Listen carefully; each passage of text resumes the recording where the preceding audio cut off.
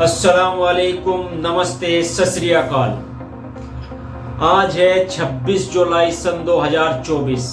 आज के दिन हमारे देश में कारगिल दिवस मनाया जाता है। कारगिल दिवस पर एक श्रद्धांजलि उन वीर महान सपूतों के नाम जिन्होंने अपने प्राणों की आहुति देकर हमारे देश की रक्षा की। कारगिल युद्ध भारतीय इतिहास में एक ऐसा अध्याय है जिसने देशभक्ति, साहस और बलिदान के अनगिनत उदाहरण प्रस्तुत किए। इस संघर्ष में अनगिनत जवानों ने अपने प्राणों की आहुति देकर राष्ट्र की सुरक्षा सुनिश्चित की। उन्हीं महान सपूतों में से थे एक शहीद रिजवान त्यागी, जिन्होंने अपने अदम्य साहस और अटूट देशभक्ति से देशवासियों के दिलों में अमर स्थान बना लिया। रिजवान त्यागी का जन्म उत्तर प्रदेश के जिला मुजफ्फरनगर के एक छोटे से गांव विज्ञाना में हुआ था। बचपन से ही उनमें देशभक्ति की भावना कूट कूट कर भरी हुई थी। गांव विज्ञाना के किसान अब्दुल खालिक का बेटा रिजवान त्यागी वर्ष 1990 में सेना में भर्ती हुआ था। उनकी मां नूरजहां ने अपने बेटे को खुशी खुशी देश की सेवा के लिए सेना में भेज दिया था। फिर नंबानों के साथ 1994 में हुआ। उनकी एक बेटी है हिना त्यागी। पाक बॉर्डर पर जाने से पहले रिजवान त्यागी 4 महीने की छुट्टी पर गांव आए हुए थे।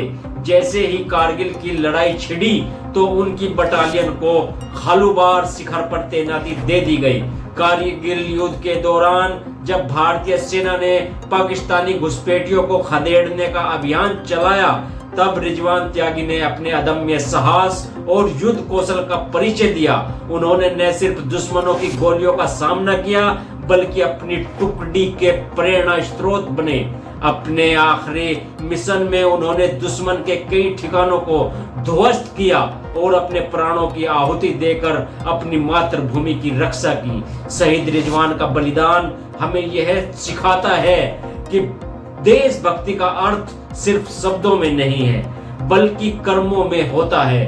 उनके बलिदान की कहानी हमें प्रेरित करती है कि हम अपने देश के लिए किसी भी कठिनाई का सामना करने के लिए हमेशा तैयार रहे। कारगिल दिवस पर हम उन्हें और उन सभी वीर सपूतों को नमन करते हैं जिन्होंने अपने प्राणों की आहुति देकर हमें सुरक्षित और स्वतंत्र जीवन जीने का उपहार दिया।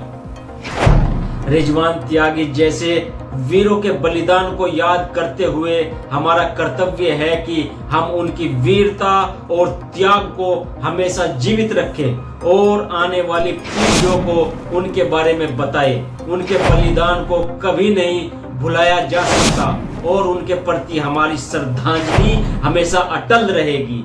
जय हिंद, जय भारत।